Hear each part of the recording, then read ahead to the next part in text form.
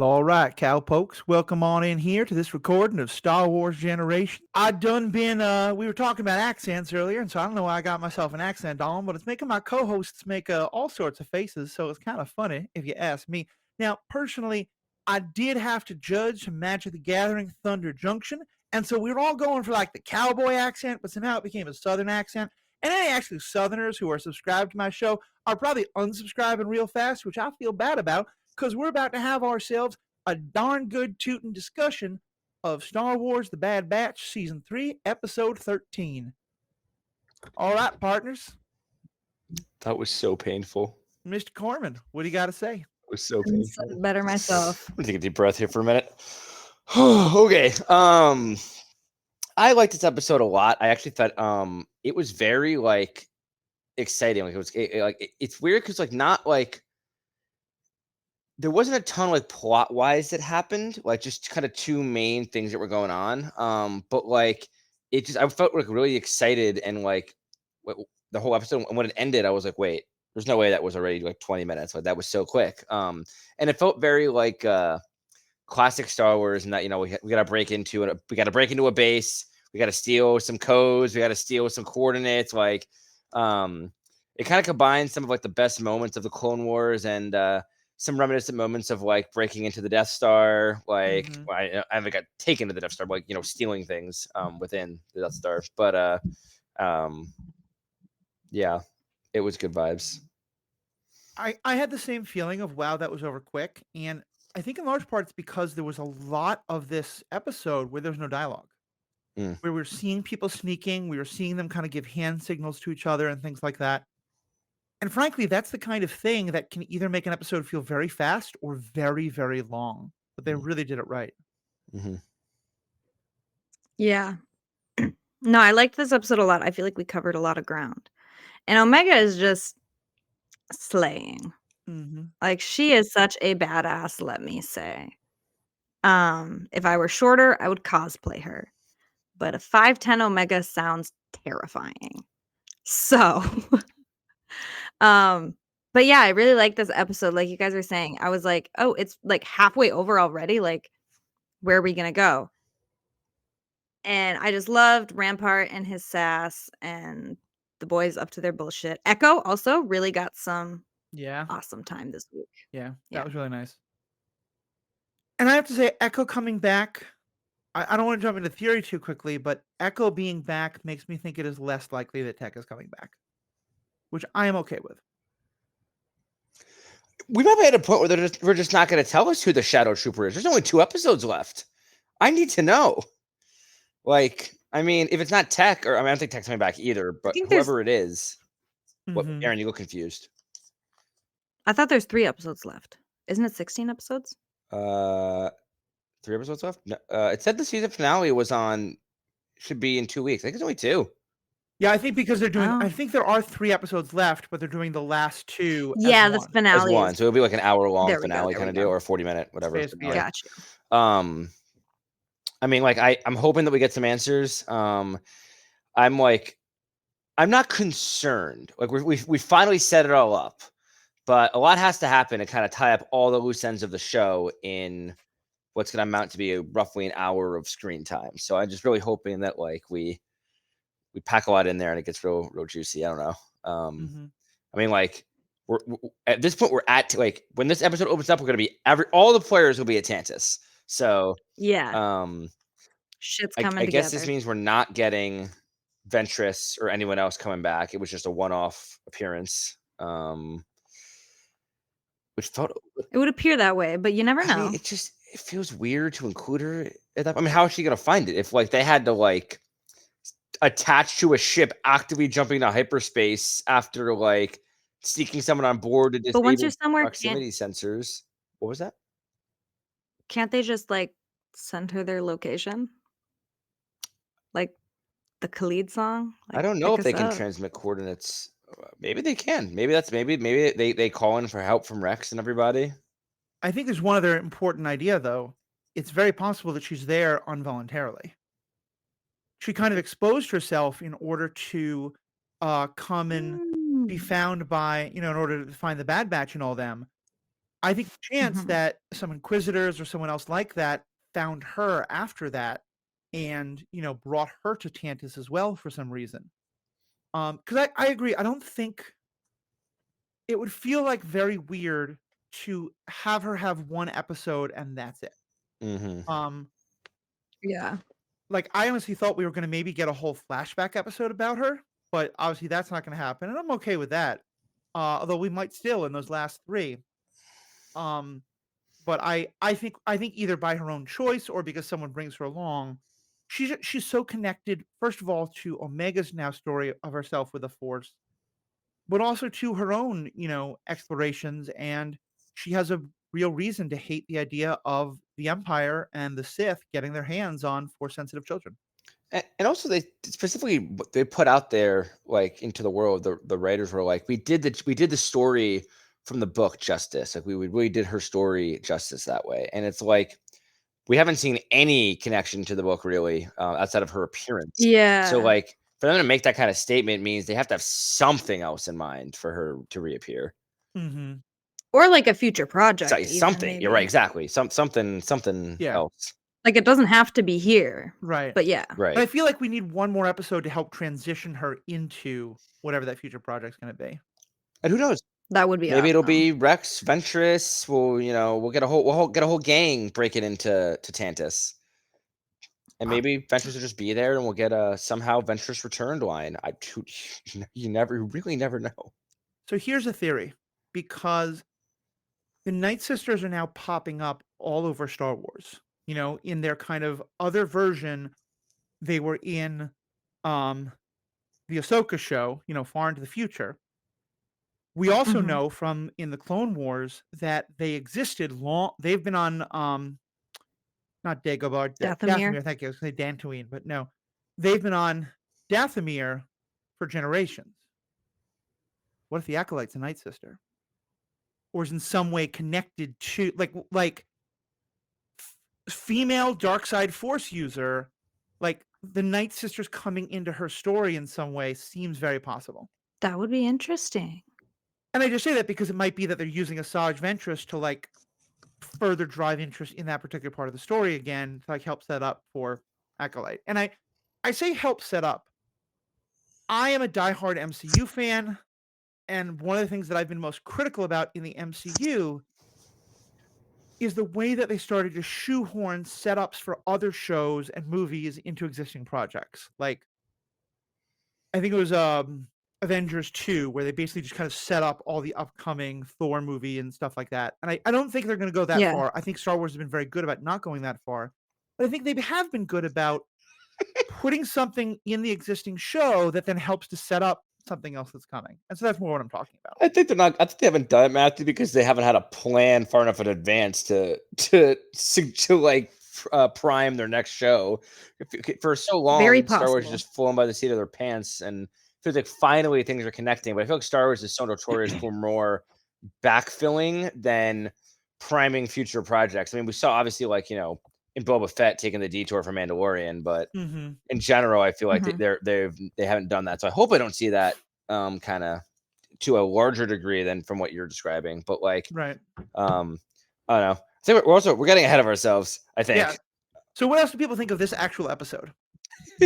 Rampart. Did we do a recap? We did not. Should And I we? think Are we too far into I it? think you just volunteered to do that. You did volunteer to do that. I did it last Okay, I can do it. I'll do it. Okay. Go ahead. So I'm not sure exactly what planet. Do we even say what planet we're on at the very beginning? They're on this undisclosed planet, where the Bad Batch basically is with Rampart, and they're like trying to figure out the best, or they're explaining the plan of how they're going to get to Tantus. And essentially, they're like, we're gonna dress you up as an Imperial. We're gonna like strip our armor down. They strip their Mhm. armor down, and we're gonna go to this base over Coruscant, because the only way to get coordinates to Tantus is to have them beamed directly to a ship that's already been cleared to go to Tantus as they're like in orbit, ready to go. So they're basically like, they get a Rampart who's very snarky, all Imperial-esque looking, and they get all stripped down of their armor, so it all looks just black, no more of the markings. and they take off towards Coruscant. And then we get a little peer. We get to peer into Tantus with Omega and the kids as well. And Omega's having her blood sampled. The kids look miserable, and Omega basically sits around the table with her blocks and goes, "I have taken these blocks and made a map of the entire vault." I love that so much. And this is how we're gonna break out. She has like a little tool, and she's like, I think like the droids are basically like sending our samples through these tubes in the walls, and like we're gonna use those to break out. And so she like has to sneakily open the panel with her little tool in the wall in her cell, and like determine whether like they can fit or how they're gonna escape. And so she does that. She's almost caught by a doctor who's a little suspicious of them, who thinks they're giving like the kids too much freedom. And they but she's not caught, and she goes back to the kids and is like, "We're gonna get out of here. That's our way out." Yeah.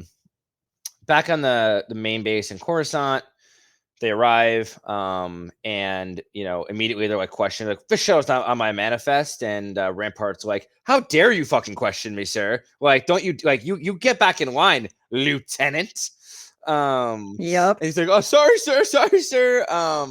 And so they march on through. Wrecker has to stay behind and guard the ship. And so it's Crosshair. As we kind of mentioned a little bit earlier, Echo is back with the crew as well. He's the one who has to like break in and try to steal the coordinates. And Hunter. They get all the way down to the talking their way through multiple sets of clones, down to the like I guess a control room. They have to stun a guard in there. And Echo can't actually steal the coordinates because they have to be like, again, beamed to the ship while in orbit. So they discover a ship that's going to be going to Tantus, a science ship. And Echo sneaks onto it alone by going through a little tube, a section of the astromechs and a mouse droid, and disables proximity sensors. So at the last possible second, Hunter, Rampart, who's still along for the ride, Wrecker, and Crosshair can literally at the last possible moment attach to the bottom of the ship and are whisked into hyperspace to go to Tantus. I skipped a few like of the tantalizing details. That's kind of the gist of it all. Tantalizing. Yeah. I like it. And I just wanted to say that Rampart being mad, he's like, "I can't wear that. That's a captain's uniform." And they're all like, "What?" He's like, "I was a vice admiral." And they're like, "Well, you've been demoted. Here you go." I loved it. That made me Literally. laugh so hard because Rampart's like, you're literally an imperial prisoner. He's basically complaining that he has like his old status is not being displayed on his fake uniform. It is fake But it was a uniform. wonderful payoff, I thought, because he still thinks of himself as an imperial officer, which is driving them crazy, but also is exactly what helps them when he does need to talk his way through. And it's because he's able to do that because he has such utter internal confidence of like, no, I am still a vice admiral. These people will listen to me. They're not going to check anything. They're not going to get us into trouble. I'm just going to talk to them in the way that I know I can talk to them, and everything's going to be okay. Yeah. Because, I mean, he even says that. Like, I don't remember which of the batch said it, but something about, like, you better be good. Like, you better not mess this up. And he said, Rampart said, well, you don't get to vice admiral based on looks alone. Yeah. Which is also great. Okay, guys, we just had somebody hop in the comment. They said, wouldn't it be cool if someone let Zillo Beast clone escape on Mount Tantus, destroying everything in the facility and eating Dr. Hemlock? Like it's something from Half-Life, one game. I have no idea about Half-Life, but anything that brings back the Zilla Beast from the Clone Wars, I am so here for it. I agree. That's actually kind of a great idea. I mean, we know they're cloning the Zillo Beast. They're trying to clone. What if they cloned a force-sensitive Zillo Beast? Now we've gone down the rabbit hole. Yeah, that's unstoppable. Matthew went from we're gonna keep ourselves on topic to how about a force-sensitive clone Zillo Beast? No. I was not with a force-sensitive. I got off that bus. Erin was going down a road I did not want to go. Not even down a road that our good friend Clips Films Melbourne, who made that comment, gave us. That's Erin All. I want a non-force sensitive Zillo Beast. That's not too much to ask for, Santa. I've been a good non-binary. Help me out. I love it. Very good. Okay, so yeah, the actual content of the episode. Did you have something to say, Matthew? I mostly really liked this episode. For me, I think it's starting to have the problem that I often have when we have split the party, Mm. where we have two different storylines going on. Because the fact is, in this case, I found one of them far more interesting than the other because we are just starting to explore this question of, is Omega force sensitive?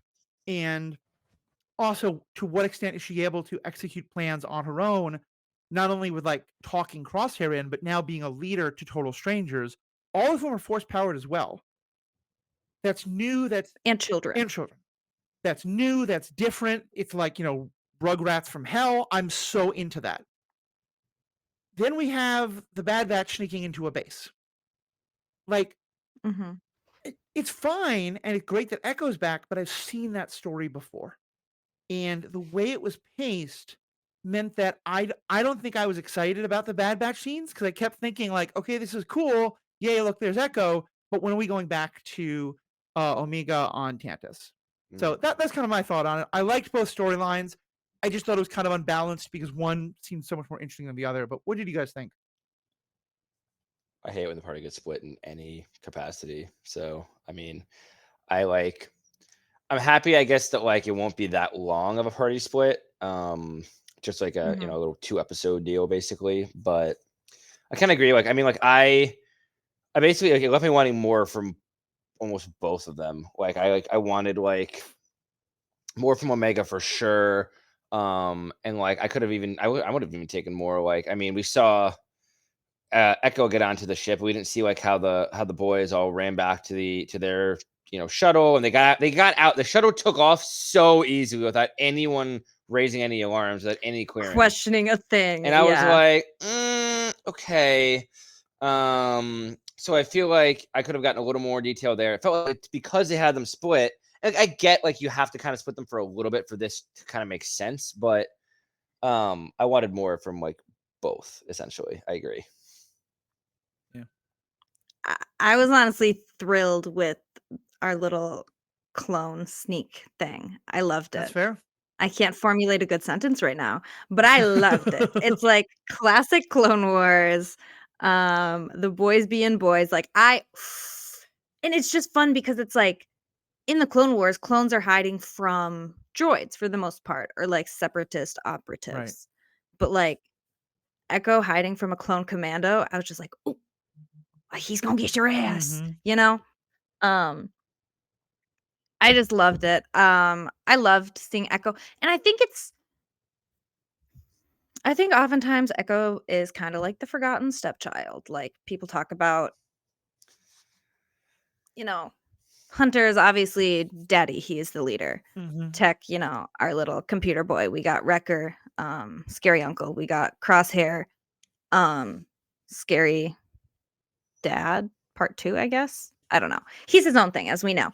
But a lot of people are just like, "Oh, how is Echo different from Tech?" People said that when Tech was around. Right.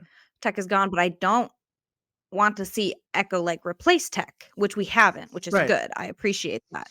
Um, but I just love to see it's like, we don't get to see much of Echo in action, and he slayed that shit. Like, my guy was so sneaky. He was doing those barrel rolls. Like, he zoomed on up there right in time. Like, we forget that he was a clone commando. Mhm. Like, he is that. He is him. Echo is him. Like, I just love to see my boy And again. we see him recovering in the past because I mean, obviously he was like trapped in like cryogenic whatever tubes for years, and Mhm. it was cool to see him. Like I don't know if we've seen him like. I mean, maybe in season 1, I can't even remember that well, but like seeing him moving like he did in this episode, that man was moving, like you said, like executing roles Mhm. and being Yeah. super stealthy. And I mean, Chloe had to get low enough to Maybe get it's all the sucked time up with by a Rex. tube with a mouse droid. It was mouse droid level at that point. Yeah, I think it's partially his time with Rex. I think it's also partially just him basically like getting back to normal for himself. Because remember, as you were saying, Totally. he was strapped up to that, separatist computer for so long.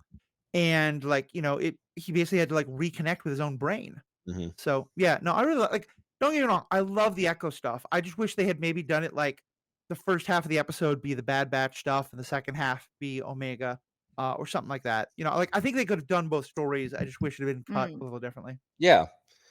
How do we think that they're gonna get that baby out of?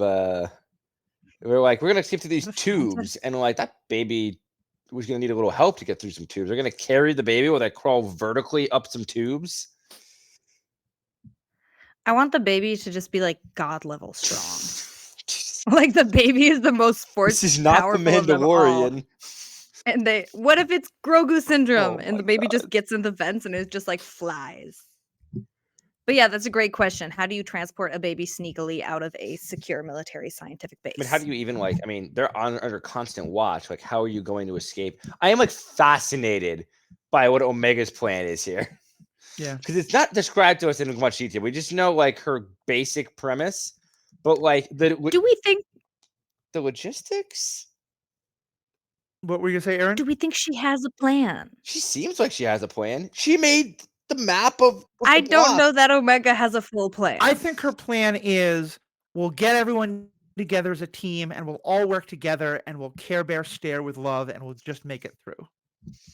Like, the Care Bear stare is a joke, but like my point being that I think what she's learned from the Bad Batch is like if you get everybody on the same page and get them all to agree Mhm. to work together, that's 90% of the planning. You know, like I think she thinks like all these other brains together can come up with something. There were two things I kind of got out of Twitter about this episode. One is, and this comes from Danielle, written in the Star Wars, who's a frequent guest on this podcast and just a fantastic content creator on both Twitter and TikTok.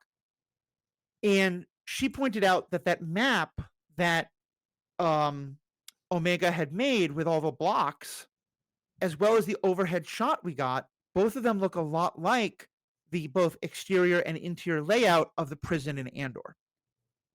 And like, you know, imperial mass design, like, you know, most prisons are all designed the same way, you know, because it's that's how, you know, construction works a lot of the time. So it doesn't feel like it's weird, but I love that they showed that and made that kind of made that connection. That is cool. And that makes sense. It's like that's just like the mass-produced prison setup. Mm-hmm. For sure. I love when people make connections like that online because I'm like, I am not that smart. Right. The one Like if I watch it 5 times, I'll start to come up with these things, but like so true. I don't get that the first time through. Also, are we happy Rampart's along for the ride here? He's fine. He's funny to me. I won't lie to you. He's grown on me. Like it's comedic relief almost. I am finding him enjoyable. I think he's a nice foil for them. I admit I don't remember exactly how bad whatever he did was, so I don't know like how much I should hate him. I mean, he's the one that like trying to forcefully reprogram Crosshair. He was the one who was in charge of like offloading the Had clones. Crosshair like hunt down the batch and all Yeah, that. he's the one that like sent them to murder the families in that Saw Gerrera was protecting. I still can't remember. He was supposed to head the destruction of Camino, but like was arrested before that, before they destroyed Topoka City. Yeah, I don't remember what happened. Yeah, Well, no, actually, I do remember what happened because they were just like, we need to dip the fuck out of Camino. This project is a wrap. And he was the guy in charge, so you're taking the fall. He didn't even do anything. That's right. But they were just like, That's right. you're under arrest because this failed. Here would be my thought on it. I don't mind him coming along. I don't want him to get to ride off into the sunset happily ever after. I think what will probably happen is the Crosshair will kill him. And I don't think they're going to make Crosshair a straight out murderer or like, you helped us a lot, but you screwed me over earlier, so here's 2 shots to the head. But I think at some point he will betray the Bad Batch. Like he'll see a chance where he can help the Empire or we can grab a gun and try to get away, and then Crosshair will be the one to take him down. And it'll be like this nice cathartic moment for him and for all of them without it being like Crosshair's just going to double tap him. What if, hear me out, what if it's the complete opposite of that? What if instead Rampart is giving the choice to betray or save them, and what Hunter says comes back and rings true in his head of like, remember the Empire betrayed you and we got you out, and he ends up choosing to save the Bad Batch, putting in his, whether it's selfish, he believes the Bad Batch will have the best chance of winning at this point to get him out or whatever.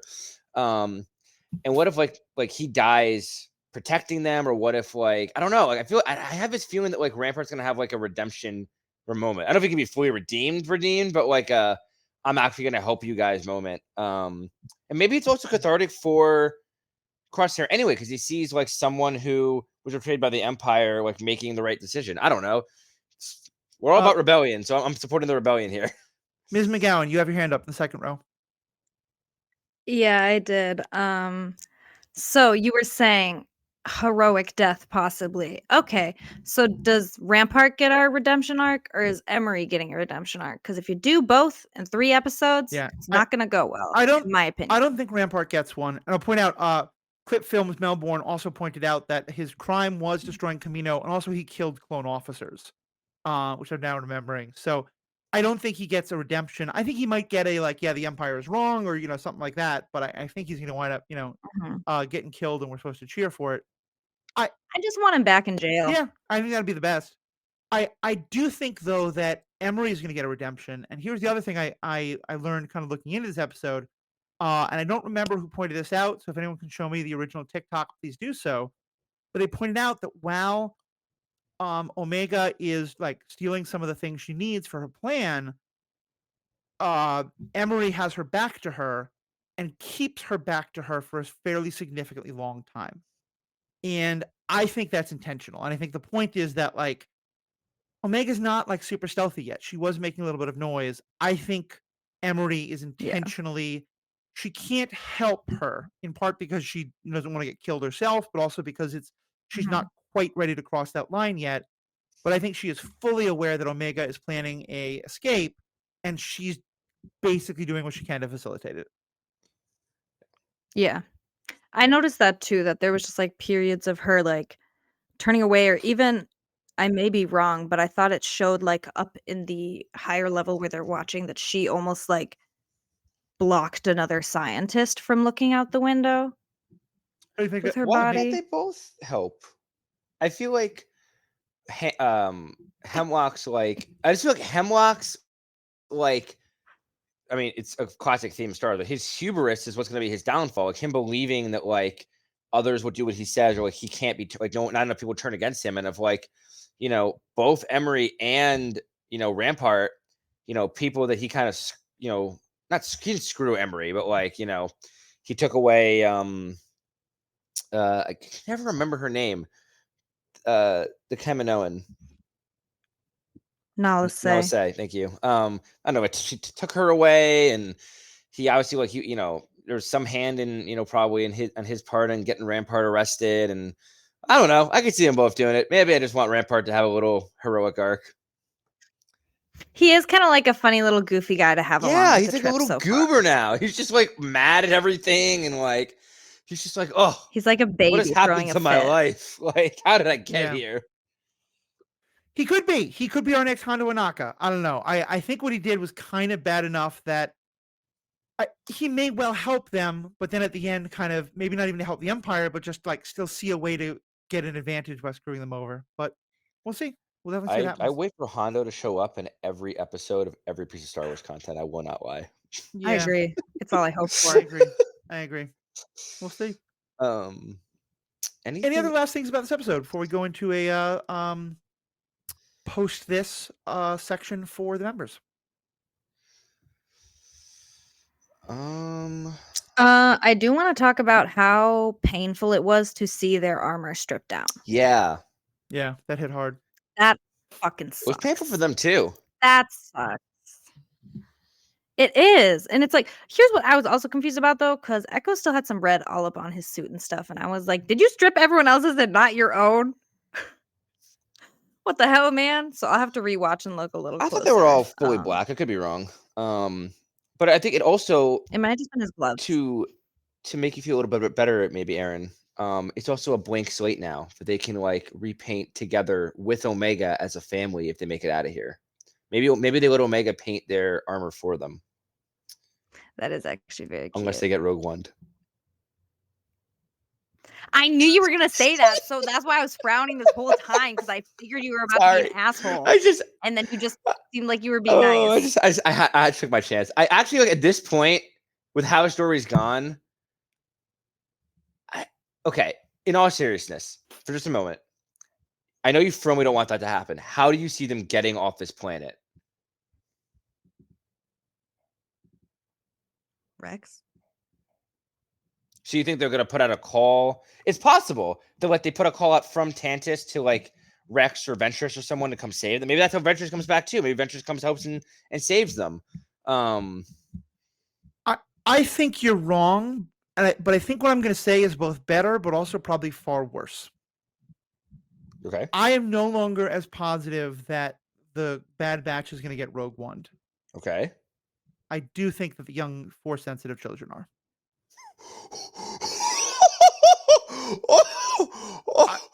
Thank you, Matthew. Erin hates you more than she hates me now. And maybe this is more my hoping because I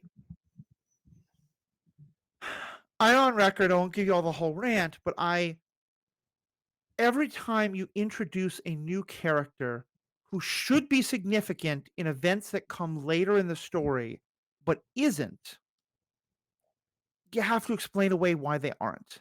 And it just feels to me like, and granted, maybe it's just because I'm supposed to let go of the canon from the original movies, and it's just that we're agreeing that it's all nonsense. But I just don't think it fits canon for there to be these force sensitive, because by the time of this is what, 3 years into the Empire now? So most of them would be Luke's age or a little bit older by the time of the rebellion. But they're not Jedi trained. They're just Force sensitive. Some of them don't even know why they're there. I feel like it is totally plausible, for them to escape and then just be the clones drop the back off of their families and they go into hiding, or they're just never fully realized Jedi. Because there's plenty of, theoretically, at the time of Episode 4, there are probably throughout the galaxy hundreds, if not thousands, of Force sensitive individuals who might just not know they are, or just kind of hiding their ability, kind of that earthbender hiding from the Fire Nation in Avatar. Right.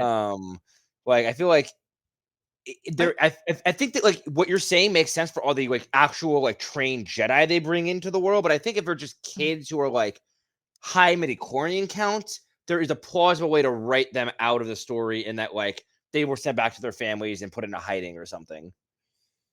That's certainly possible. It feels like some of them have already, through the testing, been started to awaken to their latent force powers, and Fair. also them just spending time with each other. I think it would. I think you're right. I think there's other ways they can write it out. Maybe the Inquisitors hunt them down later. Yeah, that's certainly possible.